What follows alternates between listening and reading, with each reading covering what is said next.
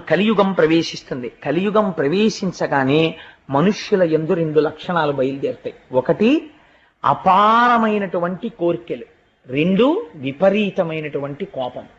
ఎవ్వడూ కూడా తన తప్పు తాను తెలుసుకునే ప్రయత్నం కలియుగంలో చెయ్యడు. ప్రతి వాడికి కోపమే, ప్రతి వాడికి కోరికలే. కోరికల చేత, అపారమైనటువంటి కోపము చేత తమ ఆయుర్దాయాన్ని తాము తగ్గించేసుకుంటారు.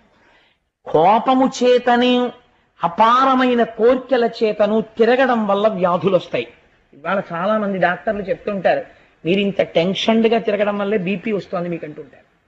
నెర్వస్ టెన్షన్స్ వస్తాయి. అప్పుడే చెప్పేశాడు కృష్ణ పరమాత్మ, వీళ్ళకి వ్యాధులు పొటమరించి వీళ్ళ ఆయుర్దాయాన్ని వీళ్ళు తగ్గించేసుకుంటారు. కలియుగంలో ఉండేటటువంటి మనుష్యులకి రాను రాను రాను రాను వేదము ప్రమాణము కాదు, యజ్ఞయాగాదులు చెయ్యకండి, వేదము చేత ప్రోక్తమైనటువంటి